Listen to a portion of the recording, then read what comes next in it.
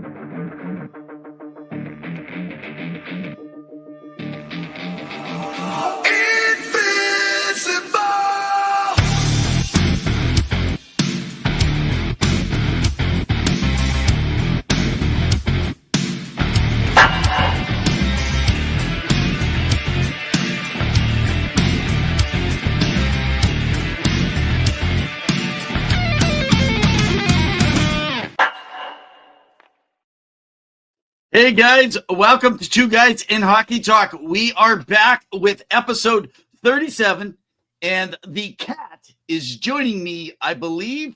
Is it Poland? Yes, that's correct. I am in Krakow, Poland, my hometown where I am from.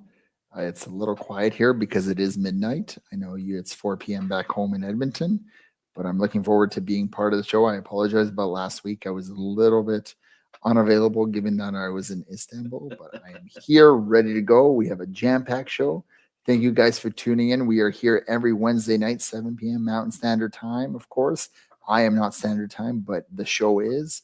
And we are on YouTube, on Facebook, on X, on Instagram. Give us a follow. We've got a great website with all of our articles happening all the time.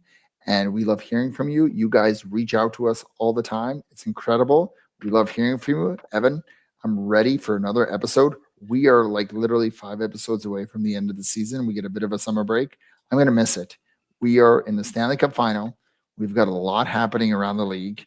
We've got a beverage. I've got one here. All right. And I got to say, it's been chaotic here in Europe, but I am ready to bring it. I'm ready to bring my sticks down and bring it to the ice. Let's go. Okay, let's do it. Cheers. Oh yeah, I gotta be honest, man. That feels good. All right, let's get the guys playing in the background. Let's get our sound. Let's get ready. So just a heads up, I'm just waiting for our first guest. So as soon as our guest is ready, we got a whole bunch of other stuff to be able to speak on. We are coming to you with a special time tonight for a couple reasons. Number one, Pawel's 8 hours ahead of us. So if he's talking quietly, it's because he doesn't want to wake everybody up like I did in Hawaii and they yelled down at me when I was out back, right? And the other thing, did somebody yell at you when you were on the patio, if I recall? Oh yeah. Was it? Well, I was actually outside. I did on 2 different occasions. So yeah, it's, there's all these different places you do these games. So, and then as well as we didn't want to interrupt the greatest and the toughest trophy to win in all of sports, and that is a best of 7 game series of the Stanley Cup. The hardest, the most grueling. And so not sure what you've been able to follow and not follow. You've been away for a few weeks, or I'm not sure if you're at 2.5 or where you're at, and how much longer are you going to be? Give us an update before we get into this. For sure. So we are here for another few weeks. We are back at close to the end of June. After we've done a little bit of traveling, we did a wedding in Turkey and Istanbul. It was phenomenal. We should be back, and I should be back for the draft, which I'm very excited about to kind of talk with you about, because there's a lot of movement, a lot happening at that episode. But I've been keeping up with hockey news. I don't know if you know, Evan. I've been watching up, reading on, listening to all things hockey. I watched you and Zylstra talk last week. You guys did a phenomenal job. You guys rocked it with your information about everything happening in the NHL. And the thing is, the NHL never sleeps. Hockey news never sleeps. So we guys try to do our best to keep up to dates with it every week. But I'm looking forward to talking all things. Go ahead. And I just want to say thank you again to Zylstra for jumping in last week, and especially because she was at that BCHL game between the Berks Bandits and the Chilliwack Chiefs, coming to us from Chilliwack. She stepped in with only an hour's notice. We had another person that was supposed to be able to come on, didn't work out. This time of year is not easy between people's jobs and all the different changes, even some of our guests that we've had to kind of shuffle around here tonight. So again, we have two different guests. This will be a first. We haven't done this before. Our plan is to run with two different guests and variations here tonight. So now I'm hoping our first guest is able to get on in the next little while, because our next guest is coming on at 4:30. So either that or that guest is going to have to wait while we talk to the other person who I'm not going to tell you who it is. Just stick around. So we have someone coming up as soon as they jump on board here. And then the second guest will be on at 4:30. So they're surprise guests. Let's just say we're going to talk NHL Draft, and we are going to talk Stanley Cup playoffs downtown live in Ice District. It's going to be exciting. I'm looking forward to it. We can quickly talk about the Stanley Cup playoffs in just a bit. But what I wanted to ask you, Evan, because you're a big fan of the Pittsburgh Penguins, they have hired a new coach. Dan Muse is now the 23rd head coach of the Pittsburgh Penguins franchise. You know he replaces Mike Sullivan, who went on to be the head coach of the New York Rangers, as the head coach. What this screams to me by Kyle Dubas is that this is a rebuild. Tell me what your thoughts are on this coach hiring for the Pittsburgh Penguins, and that you know for sure Sidney Crosby had a say in it. So I don't know that. I didn't get that information. For some of you guys that have been following, can I just say this? Because you have followed some of the stuff I posted out. I have been fortunate enough to have a few people send information my way. And so I had sent out, I had people in my DM saying, hey, no one in mainstream media has announced this yet. Because I said, welcome, Mitch Love, right? And everyone's like, what? When did this happen? And it's like, no, it hasn't happened.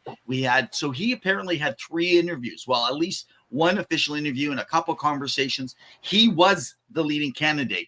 But if you were following me, one of the things that I did mention, and I just posted it, you can follow me at REV, or you can go follow Pawel over at hockey_2.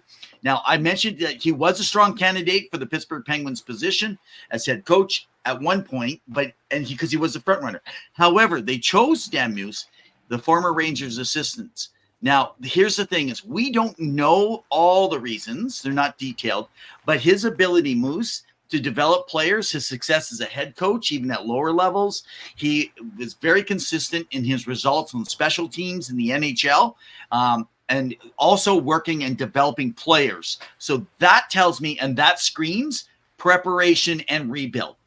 I believe that was the key piece. This was a tough one, but I had also sent one out earlier because people were asking me around this. I did send out a specific mention to everybody so that they understood what was going on. And that was, I had heard that, hang on, Mitch Love may not be the candidate. There could be someone else that they're just waiting to be released potentially. So it sounds like I got to be honest, I thought it was Pete DeBoer, and he was going to be actually let go in Dallas, and he was going in. I didn't say it. It was just my own guess. Obviously, they were working out something with the Rangers because he was moving from the Rangers, and he wanted to know because maybe he could have had a higher position. But let's face it, with Sullivan there, it made perfect sense to move over. So that tells me, Pawel, let's take a few minutes to talk around this. What's going to happen in Pittsburgh now? What do you think is going to happen now in the movements? Because I think everything is off the table that we previously talked about. 100%. I think what's going to happen right now is that it's more of a rebuild, right? Say what you want about Crosby. He's a pro. He's going to continue to be there. And I feel like he's going to retire a Pittsburgh Penguin. That's his aim. Whoa. I got to slow you down. Wow. Did everybody hear that? You have heard Pavel has been pushing the narrative that Crosby needs to leave and go join McKinnon. He has just admitted he will probably stay a Penguin for life now. So, hey, of course, you know what, Pete? So cheetahs do get rid of their spots. Okay, go ahead. Sometimes a few hours ahead of seeing the future, being in the future helps you see clearly. Hey, you have a lot more information on me because you're 8 hours ahead of where I am in time. All I know is that you actually know who's going to win the Stanley Cup, but I'll let people hear from you when you share it with share with them earlier or later on today. But what I would say is that essentially what it comes down to is that I think Sidney Crosby is a pro. They want him to teach the next run and gun. Evan, you talk about prospects. You have your Rev top 15 every year. Who is the prospect next year? And it's a rhetorical question that's going to go first overall. It's called Gavin McKenna. How does Pittsburgh not go for someone like that next year and potentially apply for that? Do you really want Sidney Crosby and the Pittsburgh Penguins going for a playoff round next year? They could, don't get me wrong. Yeah. It's not out of the realm of possibility. Only to lose in the first, second round. Like, let's be honest. Pittsburgh is not a Stanley Cup contender at this point. Yeah. And you can't say otherwise. So why not go for a pick like Gavin McKenna or someone in the top 3 that potentially could make a huge impact in your lineup? And imagine right now, Evan, starting ice next season, Gavin McKenna with Sidney Crosby. How incredible would that be from one torch to the other? I know people talk about, Crosby to McDavid, but this is on your own team that you're doing this. And so the way I see it is that Pittsburgh is going to be probably competing for a bottom top 10 position next season, top 7 most likely. They're struggling. I know Dubas is rebuilding. I know he's trying to stock up their pile of draft picks and prospects. And I think what they're going to try to do is build up that in order to be competitive in 2 to 4 years' time. And that's when they're going to come out. Now, granted, Crosby will probably retire at that point. He may be traded. I think he'll stay a Pittsburgh Penguin for life, in my mind. Yeah. But I think that's what's going to happen. And I think Pittsburgh fans, you've had a great run in the last few years. Enjoy it. But now you're on McKenna watch. Wow. The world would be so angry to go from Lemieux to Crosby to McKenna. Like, you know how I'm upset? They're already mad that they went from Gretzky to McDavid over in Edmonton. It's like Edmonton and Pittsburgh and the hockey gods.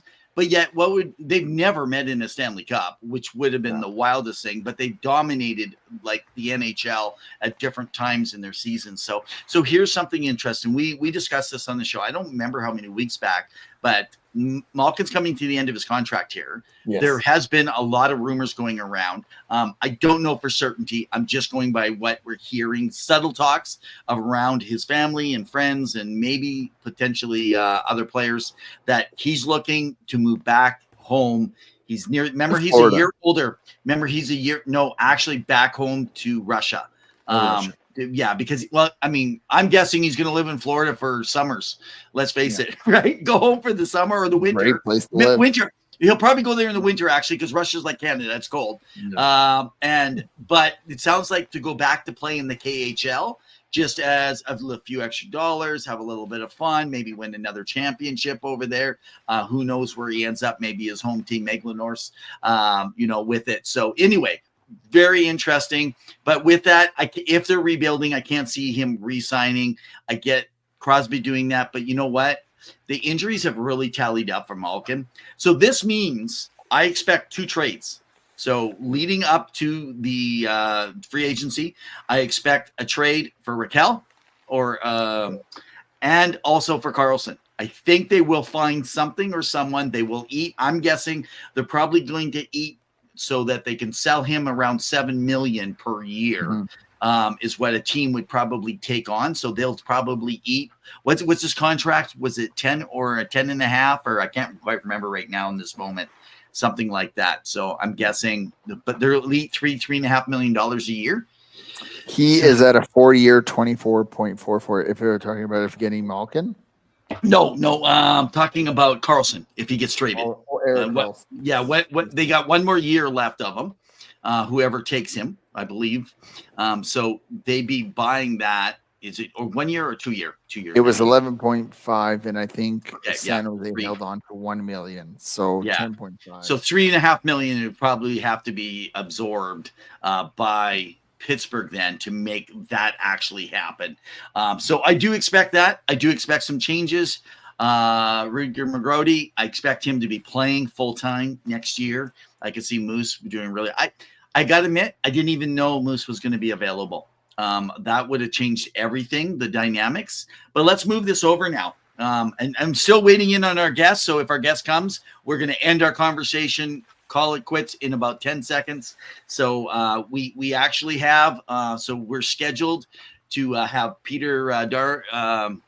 So let me get your name right. Peter Harling, who's been the editor and managing editor for Dober Prospects. I don't know, maybe 20, is it 10 years or 20 years, Peter? So if you're out there and you're catching us, maybe we hit on the time zones or something, make sure you jump on here. So we have about 20, 25 minutes with Peter. We have a bunch of questions. I've already sent them out to him so he can be prepped.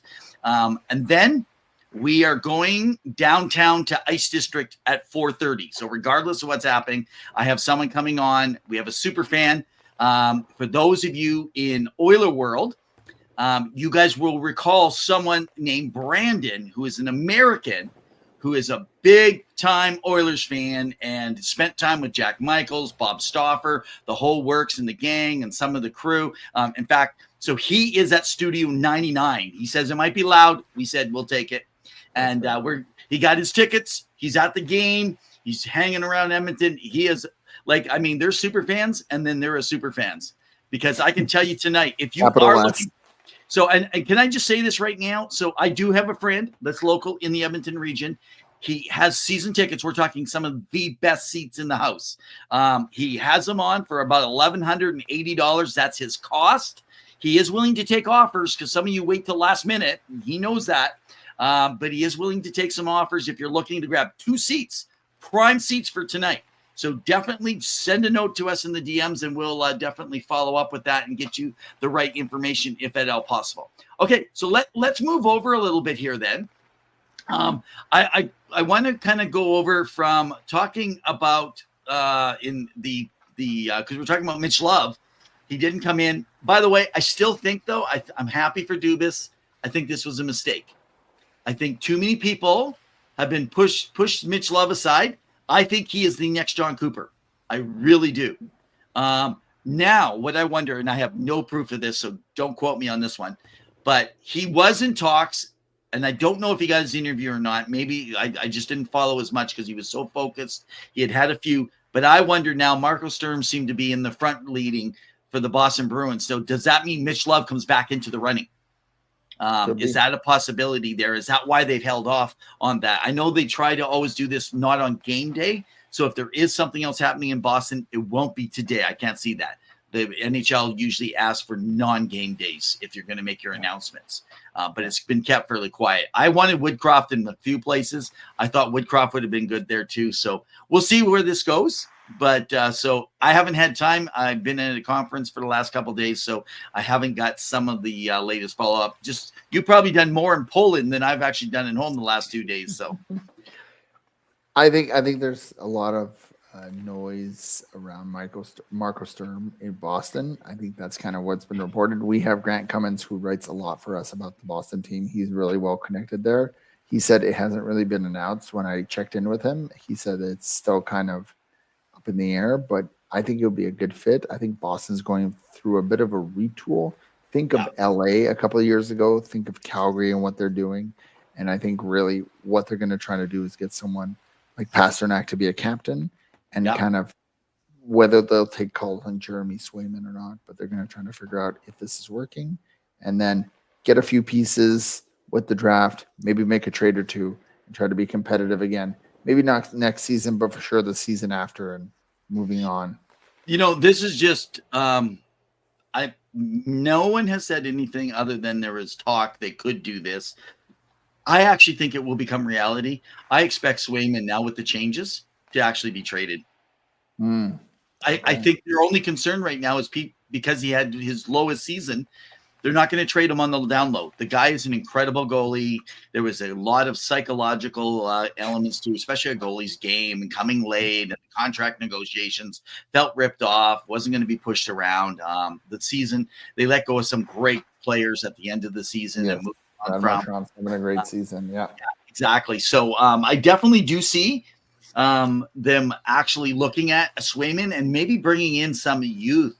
So I do expect some things happening here at the draft. So, hey, why don't we do this before our guest headliner? He'll be coming on in about 10 minutes. Looks like we might have to move Peter. I'm not sure yet. I haven't heard yet. Sure. But I want to make sure that we get to a couple things around. If you're a fan of hard-hitting, exciting hockey, catch the Kalkaska Battlers. Around the Rink Is brought to you by the Kalkaska Battlers. Let them be your local hockey heroes. All right. Hey, guys. So a couple of things before we get to we want to talk about very, very minimal, but Memorial Cup champions. Let's give it up for the London Knights, man. They got back to the Memorial Cup. Denver Barkley just literally annihilates. The only person who scored in the Memorial Cup final game was Gavin McKenna, of all people, right? The 17-year-old carrying that team. However, Medicine Hat wasn't even thought to be there, but don't forget they did beat London in an earlier game. But man, Hunter, and you talked about a couple of weeks ago when you were talking about London, how Hunter has done an incredible job with the London Knights. So I'm not sure, did you get to follow any or read anything or anything on London, or was that? I did. So no, I was able to watch a bit of the game. I didn't watch completely the full thing. I was a little bit in terms of transit here in Europe, but congrats to the London Knights for winning again. That team was stacked. Congrats to Easton Cowan, who was just a force. Now, I know Toronto fans, you're excited about your prospect, given that he had a bit of a hard time in the NHL, but this kid is for real. He's going to have a good time in the NHL. Just give him a time to develop. It's not an easy transition always for everyone. And it always takes time. And he could be a perfect third line center for you one day, and he's going to be phenomenal. Yeah. One player that go ahead. No, go do it. One player that I was going to talk about is on the blue line on the right-hand side, Hunter Brzgalevich, I believe it is. I could be mispronouncing it. I know you're very familiar with him. He's a defenseman, right-handed guy, big kid. He really knows how to make an impact. This kid is going to be a stud, just so you know. The team is incredible. Like, how do you not go through a juggernaut like London Knights? Now, don't get me wrong. It was a fun, hard-fought series, but London just came out on top, and they were able to dominate. And it's a juggernaut. I don't know how else you say it. These guys are amazing. And like I said, right now, one of the GM that should be getting his chance when they talk about new guys is Hunter, right? Why are people not moving at this? Some team that's working on the rebuild, like frankly, I'll say it again. I think the Kraken are a mess. I think Seattle is a mess. I think the only thing good they got going there is Jessica Campbell, right? Their assistant coach. And I sure hope they don't move off of that and keep her in place, because I think she's the one good thing going there for that organization. Maybe she's just going to get her chance to be a head coach, and they're going to let it go and their coach at the end of the year again. And then finally she gets her chance. I don't know. But I mean, I think moving Francis up to the POA and then bringing Jason Botterill. Jason hasn't won anything outside of the Penguins organization. When he was in there with people like Elvin, and with Rutherford, a lot of times you look good when you're sitting behind everybody else. And so I'm really worried about that. But when I look at, it's like Mitch Lover out there, man, he's floating around. Jay Woodcroft. Could people get off this Jay Woodcroft while he hasn't done much? He had the most winning record with a regular season team. He had a year and a half, little over a year and a half with the Oilers. They had a 13-game or 16-game stretch where it was tough. The players will tell you it was on them. They had a lot of issues themselves. It wasn't because of Woodcroft's coaching. And somehow that's held against him. The guy is super humble. Someone has a steal as soon as that happens. And it's interesting because everybody interviews Jay Woodcroft. He's almost got an interview everywhere. And so good for him, because I think when he gets in next time, long as he doesn't take a bottom of, the barrel type of job going to a team. I will say I was happy in Chicago. with Pekka coming into their coaching staff. I thought that was a really big deal as well. So, hey, let's do this. So around the rink, guys, CHL players that are transferring to the NCAA. Before we go back, there's no communication right now from the NHL or the NHLPA if rights extend, but we are being told that if they're going to make these changes, and it is coming, there is talk now. There is still a disagreement on what's happening. Most people are saying that the rights are extended an additional 2 years if they move over to the NCAA. What's getting confused, and I don't know why, it doesn't even make sense. If you sign a contract, an NHL contract, you cannot play in the NCAA. So there's some people believing you can still have signed your NHL contract with CHL, but you can still go play your NCAA. But they can't sign, otherwise they lose their eligibility. So I think that this is going to be worked out in the offseason. Still, remember when the salary cap came in and then there was the cap circumvention? That's what this kind of feels like to me, is kind of what they're actually dealing with. I don't know. It's kind of weird, man. 100%. And also, Gavin McKenna is finishing up his third year with the Medicine Hat Tigers. Now, they could run it back again with Medicine Hat next year and potentially be a competitive team that could win it all. But it sounds like his decision could potentially shake up hockey forever because he's trying to figure out where he's going to go to college, which, again, he's a Canadian prospect, rumored to be going to college. He will impact how the NCAA, CHL, and NHL look, right? Yeah. In terms of, I mean, it sounds like he'll most likely be the number one draft pick, but his decision could really determine where that goes and what the future is of some of these leagues. Yeah. Well, Jack, I'm going to say his name wrong. The goalie, Ivan Kovic, I think it is. So he just signed in NCAA, and also Cole Reshney. So they're both draft eligible, and now they're already made those commitments to the NCAA. So they're moving over there. You got Victoria losing 2 players right away. It's happening. I'm telling you. The CHL was quite excited about some of this stuff and all the players. You had BCHL players starting to move back. Remember, they're bottom probably tier players. They're moving in, and now some of those players that were second line are going to be top line.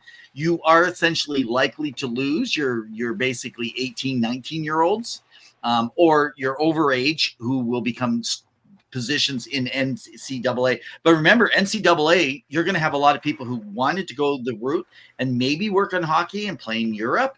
That's going to be affected because there's only so many teams. They had their teams full. Now they're going to be bringing from CHL. That means there'll be people not going there. And there's a different commitment. So someone like Gavin McKenna could go there and think, oh, I'm going to work out. I'm going to get big. I'm going to get strong. I'm going to work on this game. But you have a lot to lose. He's not a big, heavy guy. What if he gets in there and he's against big, heavy guys with only 30 games or so, but he gets hurt? That can affect everything for his development going down the road. Yes, he's got his NHL contract, but what's going to be interesting is if he gets hurt, could that affect his draft status? We know it has in the past. So 100%.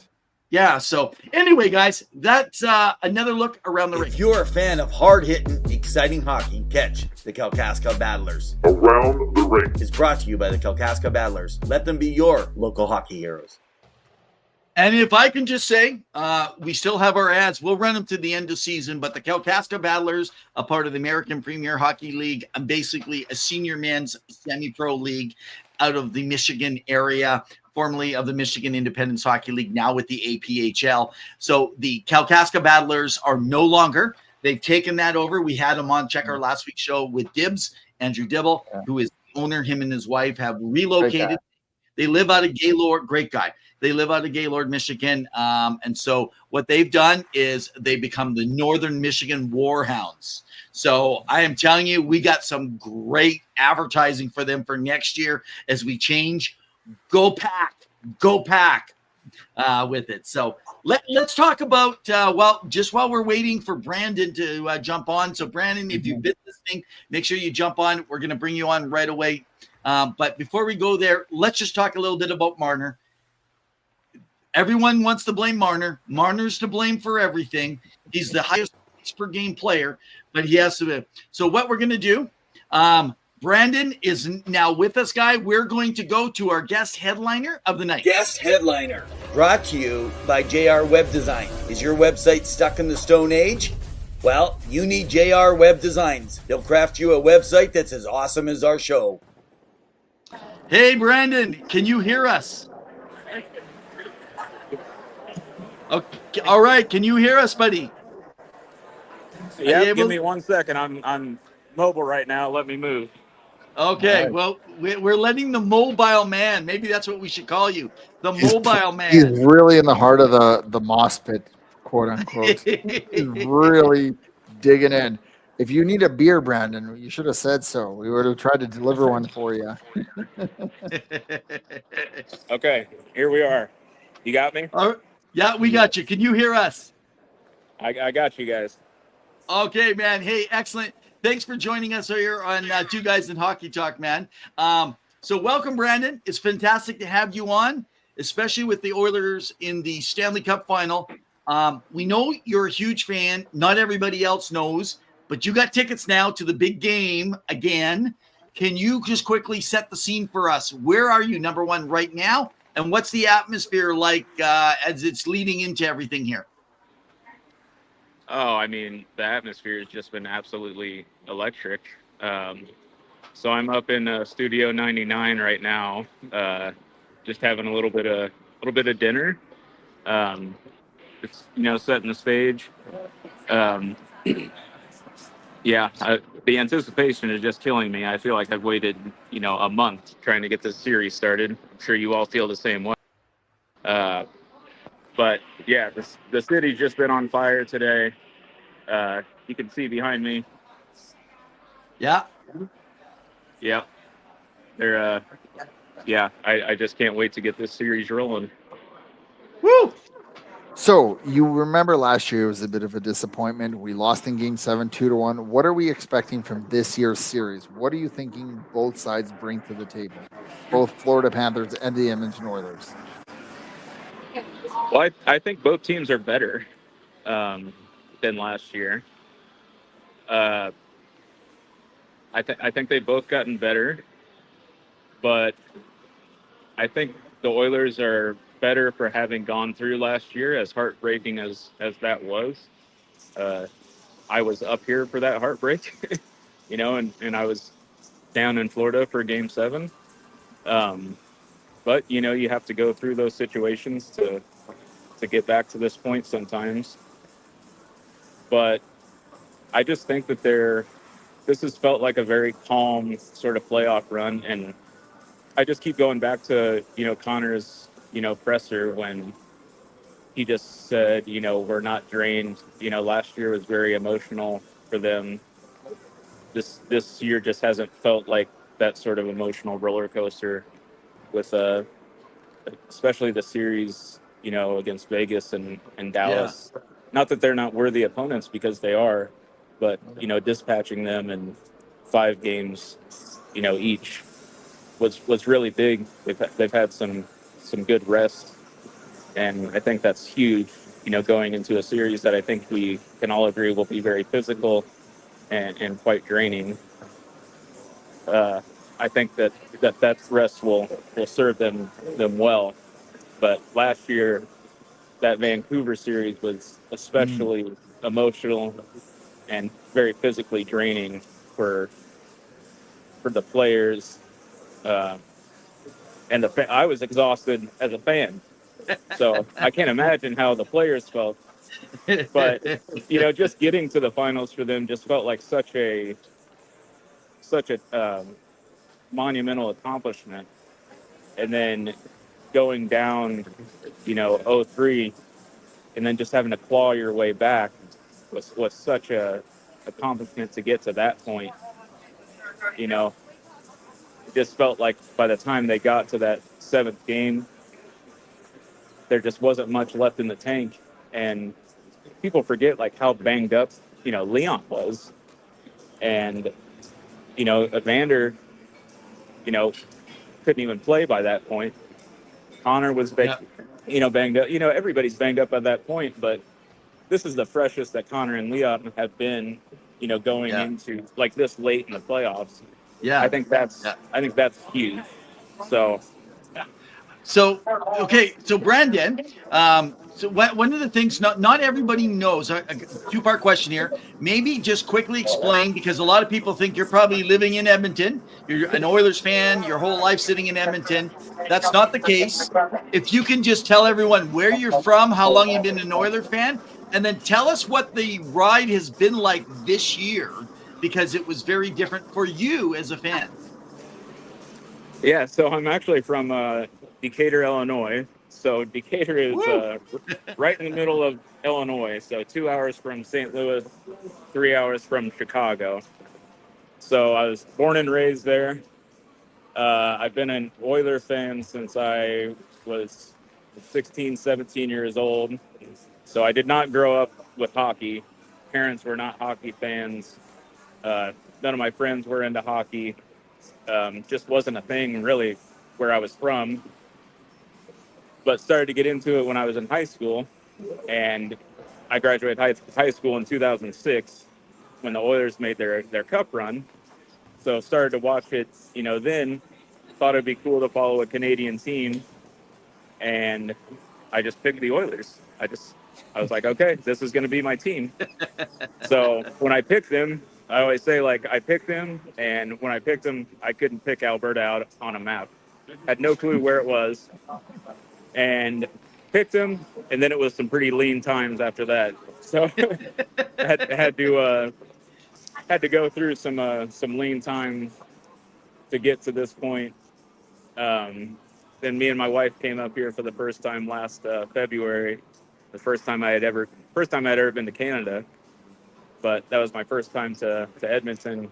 Absolutely fell in love with the city, and yeah, this was my third time back. Like I said, I was here for the finals last year. Yeah, just loved everything about it. Aside from the team, just truly love the city and the people. The people are just, the best sort of people you could ever hope to meet. Well, we appreciate you being there, and I think you're living the ultimate fan dream, regardless of where you're from. And I think Edmonton is glad to have someone like you as a fan of the team. Now, you've got tickets to the Stanley Cup Final. That's pretty impressive because, given the cost and availability, it's been scarce, right? We know that. But can you tell us the story of how you got those tickets, and what is it a goal? Knowing last season that we didn't make it to the final, and Zach Hyman and Matthew Tkachuk talking about how both of these teams will be back in the Stanley Cup final. What did you do in terms of getting these tickets, and was it a spontaneous decision, or was it something entirely else? Like, what was that feeling like when you secured, knowing you had the tickets to tonight's game? Yes.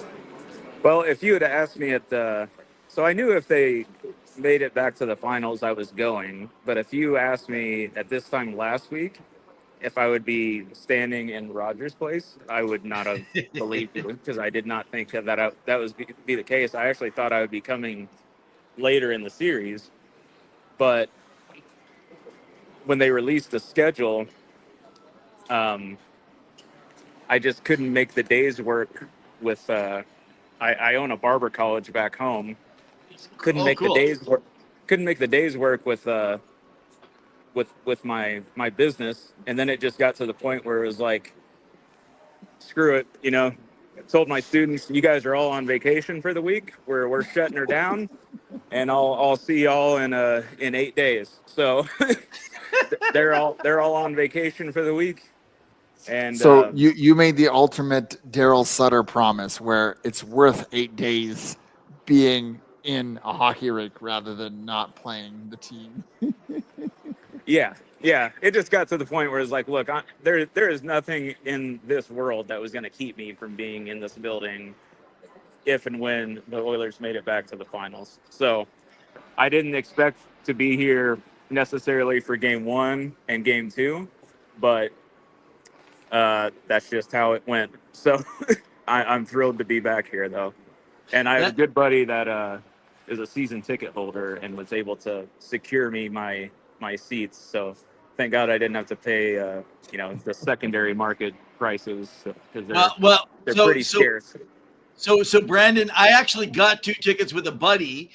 He's really close. So if you have anyone that's calling you, you let them know right now, because we actually got in section 122 in row 3 2 seats, and so normally, so he's selling at cost because everyone waits till last minute. So he's got offers out there, but like literally, I'm just putting this out there in section 122 row 3. Normally that area you get on TV all the time, but they're almost $1,200 for a season ticket holder cost. I mean, the numbers are crazy. So, but anyway, so one of the things that I kind of like to get an idea. And so if anyone's following right now, guys, so last year you got an opportunity, you got to meet a lot of the guys. I believe you met Stauffer and Michael, some of the staff, and stuff like that. What was that whole experience like last year going into that for the first time?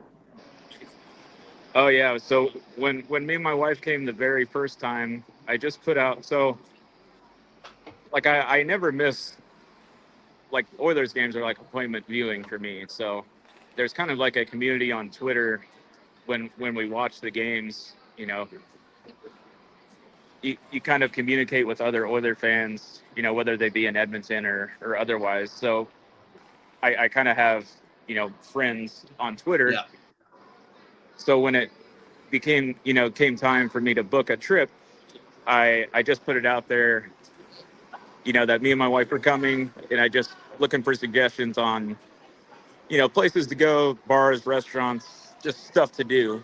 And it kind of took off, you know, got a bunch of DMs and stuff like that, just with suggestions and stuff like that. Oh, did we lose you, Brandon? Oh.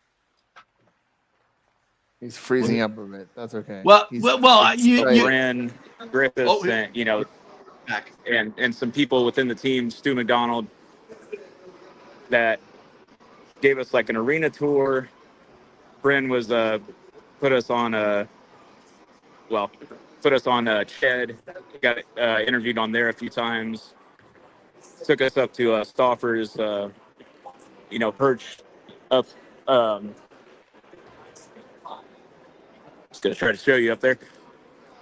Took us up in the Sports Night Lounge, and then introduced us to you know, Gene and all that. And it's just an awesome experience. But we always kind of meet up with Gene when he's in St. Louis. You know, they're just like the nicest sort of people that you could ever hope to meet. And just downstairs, when I was, you know, in Fort Hall, got to talk with Bryn for a little bit, and Cam. Yeah, they're just great people. Yeah, just amazing people. Every time I'm up here, they're just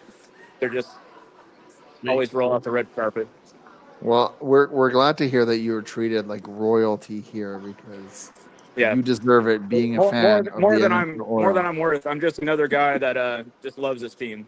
Never forget that you were worth more than that. And we wanted to know, really, Game 1, what is your prediction? What is happening in this series? I don't want you to bring the Stanley Cup final prediction for me, but who's winning this game and who's scoring the first goal? Woo! Oh my God! And you can. I know, bold prediction, but either or team. So I think the Oilers win tonight. They're going to start on time. I think they're going to be especially hungry, and they're not going to let what happened last year repeat itself.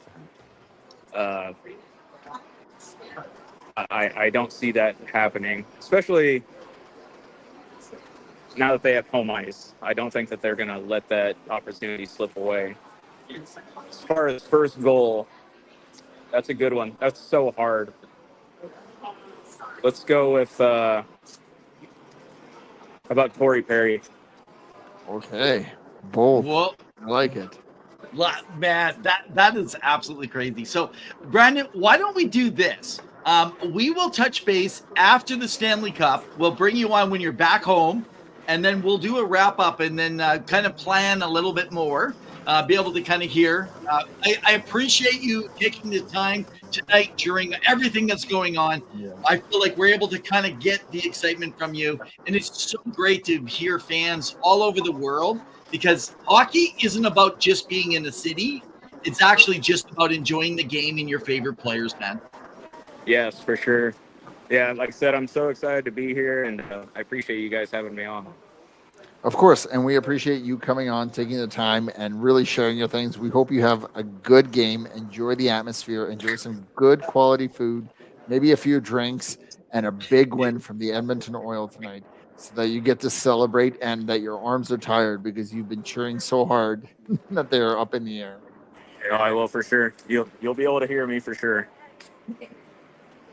All right, man. Thanks a lot. We appreciate it. You take care. Thank you. Sure, let's go Oilers. Let's get this win. Let's go Oilers. That's so awesome, man. That's great stuff to have. Go ahead. I'll give you a minute here. I'm just talking to Peter. For sure. So it's been pretty cool hearing from people kind of tuning in, chatting about hearing from random. Nancy said, yeah, I will be watching the game. A few others. We see that Kyle is tuning in. Hey, what's up, guys? Hey, Kyle. Hope you're doing well. Unfortunately, he is a Boston Bruins fan. So, of course, he may not be cheering for either team unless it is Brad Marchand and or Trent Frederick. But things are heating up, and it's been good. Yeah. No, there's quite a few signings. I did want to talk quickly, Evan. Get your thoughts. Okay, on yeah, and I was going to Nelson. say, so Peter had the time wrong. I just corresponded. We're messaging and DMing. He's actually on his way, so he'll Okay. not. So we will run. Everyone watching, we will run about 5 to 10 minutes later here to get through some of the questions because we want to talk about the NHL draft and Dover prospects with former managing editors. So. for sure. But before we get to that, we know that Brock Nelson recently signed a 3-year, $7.5 million agreement. I know there was talks and rumblings about him not wanting to be essentially, what's it called, in Colorado, that he wasn't happy with his role. That was all disputed. He's signed now. They have their second line center. It sounds like Jonathan Drouin is gone. But as it stands, Evan, what are your thoughts on this deal for Brock Nelson and the Colorado line? I think Brock going back. So I actually didn't believe anything that was being reported or sent out there. To me, Brock made perfect sense staying there. They liked his game. They liked the position. Essentially, it's like a replacement for Kadri, what they missed so badly after Kadri left. I think this is a good deal. There was a lot of talk about going to Minnesota, getting back home. But then it's like immediately there was all this talk about what if, and I saw a lot of fans saying stuff that made sense. So I don't know a lot of people out there. So I kind of just went with what I was hearing. All right. So that is the deal of the day. There's a few others happening. Kyle says, I will be watching. Of course, Kyle, he is excited. Not only is he following the NBA on his show, but also the NHL. And Nancy says, crying emojis. So crying, and Nancy might be crying because she's watching, but she wishes that Vegas was in there. So she is a Vegas Golden Knights fan, which can I say, well, we're just waiting for Peter to come on. Mitch Marner, we went to get started and then we had to jump. Brandon jumped on. So let's go back to Mitch Marner. Vegas Golden Knights, it's been heavily rumored that they are a team that is majorly interested in looking at Mitch Marner. We know they have to move out cap, though. There's no way they can bring him in cap-wise, but that has never stopped McCrimmon. He is the most ruthless GM in the league, and he will never stop. That's what makes them a perennial contender every year. Like Vegas is a top 8 minimum. And you know, they had that 1 year. Imagine 1 year you drop out and you're still able to come on. I mean, that's an amazing thing that you're able to get to that. So we'll come back to that. We'll talk more about that next week, guys. But what we want to do is we want to definitely jump over here and we want to go to our actual original guest headliner of the night. Guest headliner, brought to you by JR Web Design. Is your website stuck in the Stone Age? Well, you need JR Web Designs. They'll craft you a website that's as awesome as our show. Hello, Peter. Great to have you on. So Peter Harding, guys, he is our guest headliner here tonight from Dover Prospects. So you've been managing editor. You just stepped back.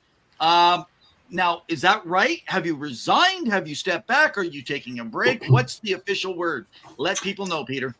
Hey, guys. Thanks for having me on. I'm really sorry. Apparently, I don't know how time conversion works, so I feel shame. Listen, I'm in Europe and I don't know what time is, so it's all good. You're safe.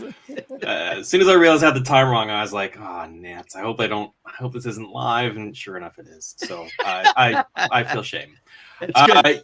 Yeah, no, I've just decided that it's time for me to either take a break or find a different challenge. I've been the managing editor at Dobber Prospects for some time now, so I just needed a different opportunity and specifically some time off in between too. Absolutely fair. All right. So just so you guys know, we did not want to put Peter on the spot. He said, give me a little bit of heads up because he's trying to take a break back and not have to answer so many questions. So I did send him a list. We'll see what we can get for time here. My first question that I sent you there was the unprecedented #1 pick scenario is what I sent out to you. And that we've seen incredible talents emerge, but has there ever been a consensus #1 overall pick in the NHL draft who's played so few games? And I'm referring to Matthew Schaefer in their D1 year prior to a draft, especially when they were not ranked going into the season. Most rankings were seeing him anywhere from 4 to 7, it seemed. He had a good opening part of his year, a limited, I think with Canada games, maybe 27. I could be a little off. 2 incredible good games with Team Canada. And has not been back to play since, and yet everybody kept moving him up. Has this ever happened before? Yet there's someone like Michael Misa who had exceptional status going in, had a incredible year, and yet not many people seem to give him the #1. This just seems really weird to me. Maybe you could explain this a bit more, Peter, or your thoughts. Yeah, I can't really think of a specific example that really matches the description that you've given. I mean, we've seen players get picked first overall that have a low number of game played, like Patrick Steffen back in the day. And we've seen guys who have, go over on that one maybe. So we've seen guys in their D-1 season, or D-2 even, be ranked as like, this guy's a candidate for first overall. And then when the actual draft rolls around, they're nowhere close to that. Maybe not even in the first round anymore. It's tricky with kids that are that young, right? You're talking about guys that are 16, 17 years old, or sometimes younger when people start talking about them as legitimate NHL first round draft prospects, right? Right. And those are fundamental development years. So a lot can change. And the draft is all about not who's the best player in this draft class today. It's who are we projecting to have the most impact in their career, and who can have the most impact in the organization's history. So in that sense, when you're identifying the hidden gems, the kind of guys that are the golden gooses of the draft, right? That they're highly touted prospect, but what's one hidden gem and indoor quality that you're looking for, or teams should be looking for when you're seeking out players who might be overlooked by the mainstream kind of the scouts, or the people that maybe like, his skating is kind of off, but he could still be an impactful player, or, that may produce in other ways that you may not see and have success at a higher level? So hockey sense, I think, is the big trait there that can really separate players. And some of the people in the scouting community, quite frankly, do a lot of video scouting and a lot of stat scouting. So they look at what their points per game is at the junior level, and it's like over a point per game, and it's like, wow, that's amazing. They're going to be great. And then you look at a player that plays in a tougher league like the NCAA, and they're maybe not quite as close to even a point a game production, and you think, well, they're not that great. Or you look at guys in high school hockey, and you think, holy smokes, this guy's 3 points a game. How is he not a first round candidate? And then the next season he goes to the NCAA and has like 1 goal in 50 games or 40 games, whatever they play. So it's apples and oranges, right? And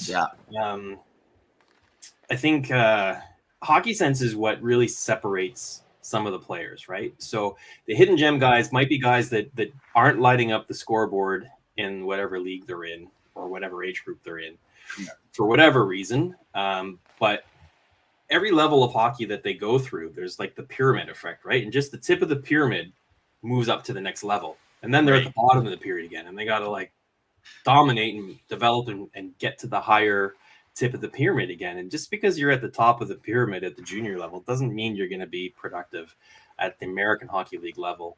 Right. Certainly not the National Hockey League level. It's a quantum leap forward when you're going from playing basically high school hockey in the CHL or the USHL to pro hockey against guys putting food on the table that are all men, that are all big, and were all the best players on whatever team they played for and when they were in junior, right? Well, and it's interesting. I remember when Kyle Turris out of the BCHL, it was like, wow, this was a really high draft pick because normally they weren't getting that high. So Dan Tenser, director of scouting for the Saskatoon Blades, we had him on and we were talking, and they were saying something interesting. This wasn't one of the questions I have for you, but he was talking about what they've tried something different when it comes to analytics, that they looked at the bottom, and I don't remember the exact numbers, maybe the bottom 20% of teams that they played that are just getting beat up, and they removed all their statistics and did not count those when they're trying to evaluate going into the WHL.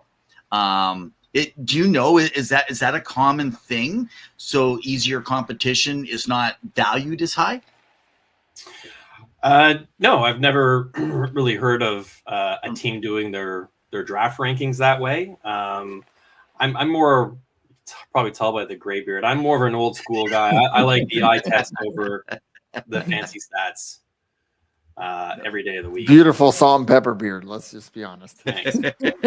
No, that's fair. So, okay. So let's get into, we hear about things like, hey, the combine doesn't matter. Yes, it does. I remember Sam Bennett couldn't do a pull-up, and everyone was making a big deal about it. I mean, now he's considered the power forward, this tough guy.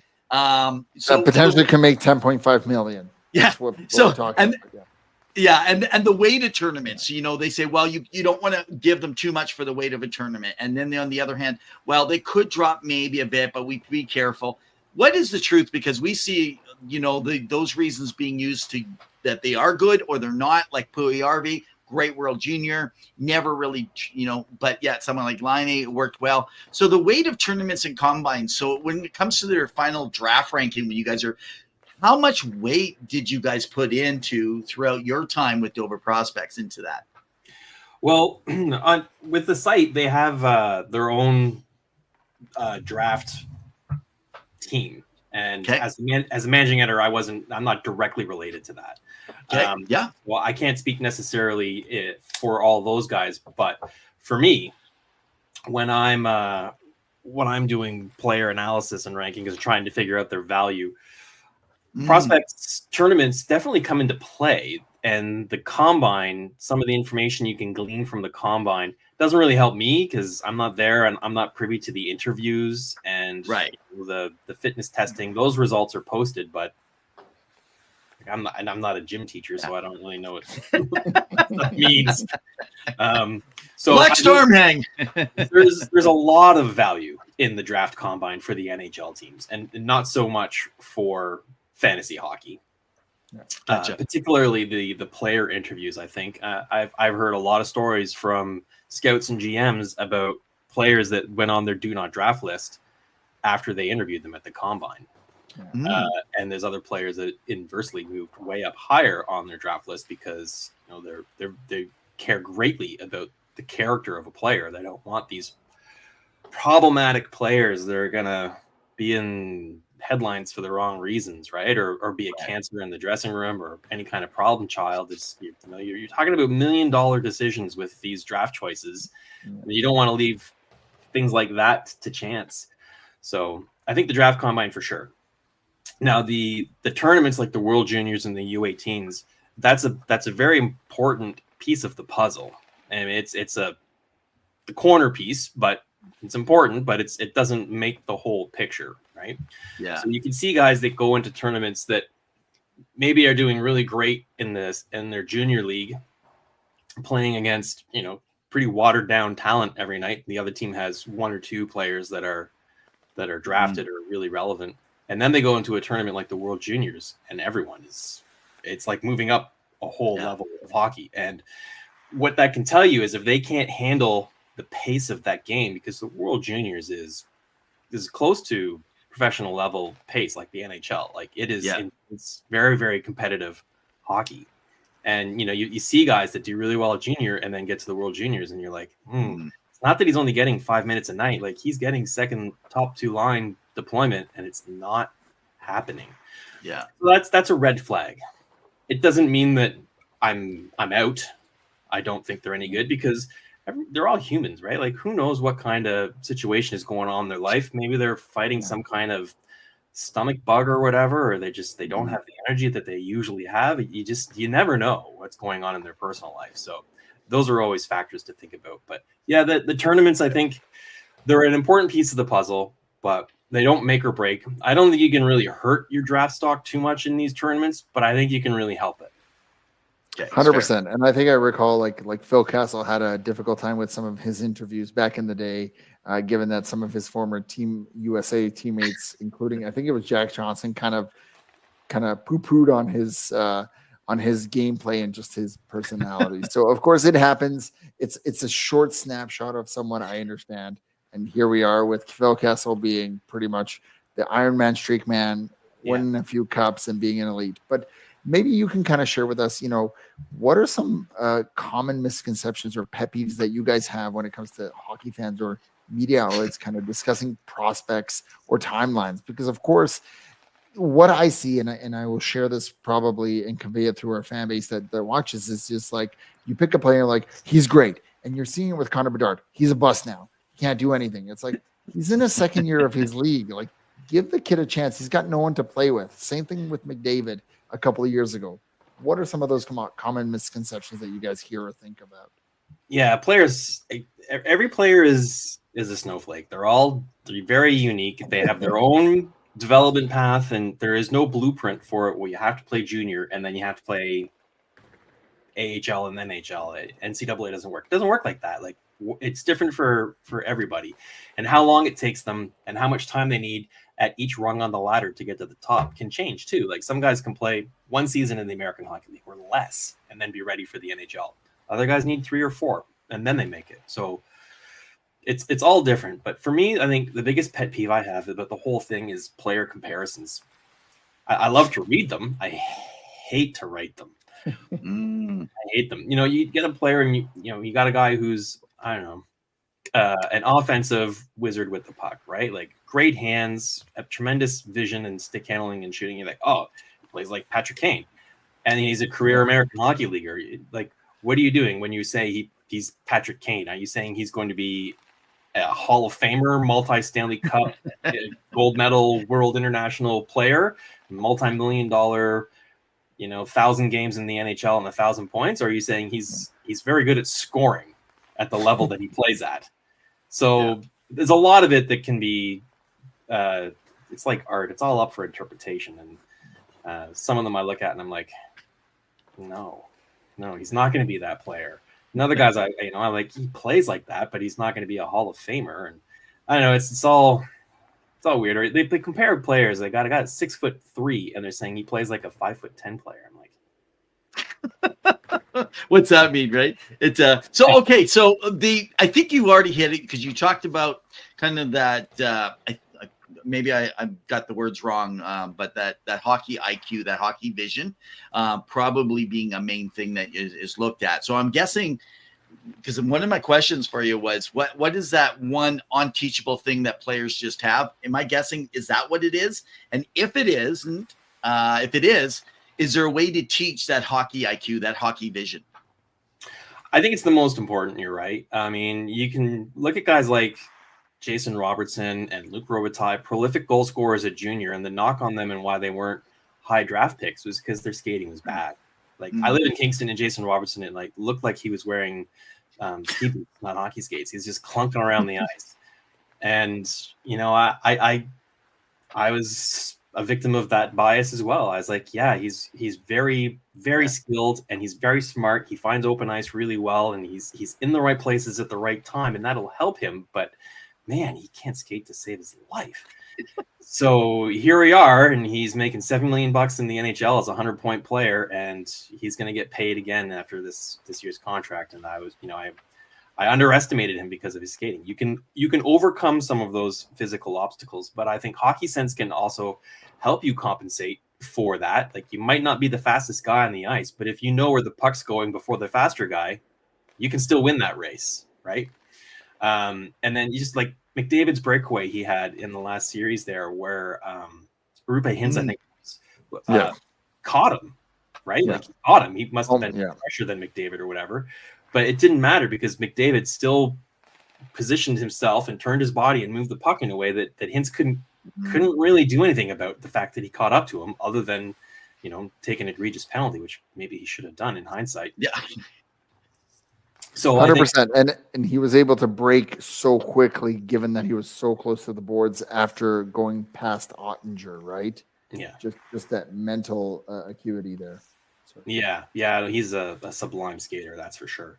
But yeah, hockey sense, I think, is the thing that, if you know, whatever skill you might be lacking in a little bit, even if you're not lacking in any of the skills, if your hockey sense isn't high enough, it's that pyramid effect thing. You get to the next level, the pace is always so much faster. Your time and space you have with the puck gets like shorter and shorter to milliseconds by the time you get to the NHL. And you need to be thinking way ahead, like the puck's going to come to me and I'm going to move it to him, because he's not open now, but he will be in 1.2 seconds. Okay, Peter. So thanks for joining us. So we have two last questions. We'll call it a wrap. Thanks for still jumping on, even though we kind of got mixed up on that. Well, and normally we run at 7:00 at night, and you already made the adjustment to earlier. So I definitely appreciate that.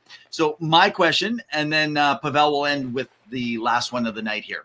So my question, and this is unrelated, didn't send it to you, want to throw this out to you.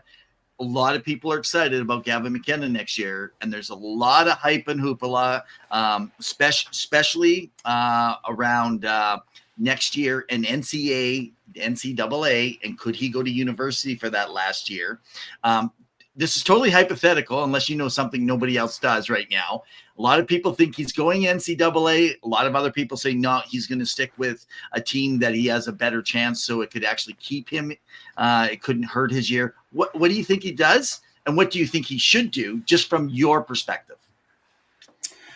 Right. So this kind of goes back to everyone's player development is a unique path onto themselves, whatever they think they need. So you look at Gavin McKenna, and for 2 seasons now, he's been pretty dominant in the WHL. Yeah. So you got to ask yourself, what is he going to learn, and how is he going to get better playing in the NCAA or the WHL again? Right. And you look at previously exceptional status granted players, as they go through the junior years on their contract there until they're drafted.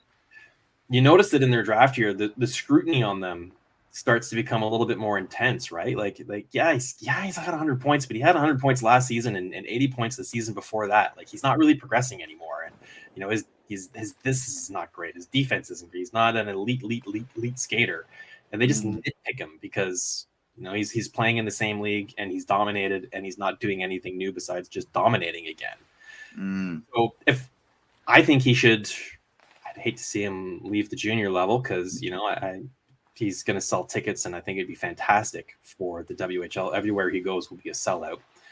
But I would not be surprised if he felt like he needed another challenge to prepare him for the year after his draft, when he's going to want to step right into the National Hockey League. And the junior level to the NHL is just a quantum leap. And, you know, junior is high school hockey, and the NCAA is university hockey. You're playing against much older, faster, more developed adults. Yeah. So I think that's what he needs for his development. And then, you know, Austin Matthews went to Europe, so that would be an option for him too. You know, but with the NIL money and the NCAA now, if finances are a motivating factor for him, and why wouldn't they be? I like money. He can make that in the NCAA easily. Yeah, probably as much as he could in Europe too. So NCAA is a lot. Okay. Well, we love hearing about prospects. I know Evan fawns over his Rev Top 15 and everyone that can potentially have a great career year, but we are in the here and now. And tonight is the start of the Stanley Cup Finals. And so, like any hockey fan, I'm sure you have some kind of prediction or bold thing. Now, I don't want to ask you that, but what I want to ask you about is, what are your thoughts on this series starting tonight, and who is a player who you believe people are not paying enough attention to in the Stanley Cup final between the Florida Panthers and the Edmonton Oilers? I don't know. This is it's going to be a good series, a rematch of last year. I think it'll be a lot closer than it was at the start of the series last year, right? Where Edmonton found themselves behind pretty hard right out of the gate and fought their way back. But it was just too steep a hill to climb back.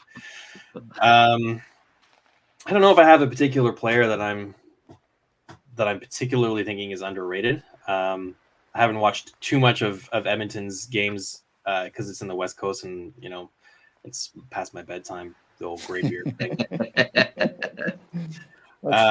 Yeah, no, but as far as predictions go, if it goes 7, Edmonton has home ice advantage, right? So I guess I give the slightest of nods to Edmonton, and I think beating Connor McDavid in the Stanley Cup Finals twice in a row, it's going to be really hard to do. Might be tough. Yeah, 100%.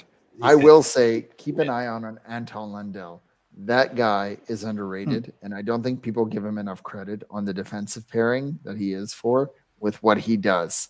Right? I'm just saying, there's a few guys there in Florida. I mean, I know Seth Jones and Aaron Ekblad are the sexy picks, but when you look at players like Lundell and Forsling, Forsling was a really, I believe he was a waiver wire pickup from Carolina. Oof, that's got to hurt the Carolina Hurricanes. But yeah, just those two players, keep an eye on them. And for Edmonton, I would say Evan Bouchard, who's really excelled, as well as potentially Evander Kane, full healthy. So those do not sound, so in all honesty, Pavel, those do not sound like underdogs, those two guys. I don't think anybody in the playoffs are underdogs, but yeah. Peter, man, thanks so much for jumping on. We appreciate it. You have earned after all the time you put in at Dover Prospects, you have earned some time to relax. And maybe the hard part will now not being and critiquing the game as much or trying to follow and just relax. Yeah, well, I mean, I'll still be in fantasy hockey, which is what got me started in this whole thing way back in the day. So I'll still be watching it. I'll still be making my draft list, but I just won't be, sharing it with my league anymore. Awesome. Again, man, thanks so much. We appreciate it, Peter. Thanks for coming on Two Guys in Hockey Talk. It's been my pleasure, and I'm sorry I was late, guys. Thank you very much. We got it in, and we end on a high note as we go into the Stanley Cup Final, Game 1 tonight. Thanks, Peter. Keep your stick on the ice. Guest headliner, brought to you by JR Web Design. Is your website stuck in the Stone Age? Well, you need JR Web Designs. They'll craft you a website that's as awesome as our show. Well, thank you so much, Peter, for being on the show. We appreciate it. It was a great show. Once again, we have gone 2 guys in overtime. As always, it is 1:12 in the morning. No, let me take a look here. Yeah. It's about 1:13 in the morning for you, buddy. Yes, it is. And I will show you the time. So just so you guys know, 2 o'clock Pavel's time is this 2 a.m. is Pavel's time on so not Wednesday, but Thursday morning he's in for Stanley Cup Finals. So that's why it's hard for the rest of the world that are in the Eastern Hemisphere to actually watch live games.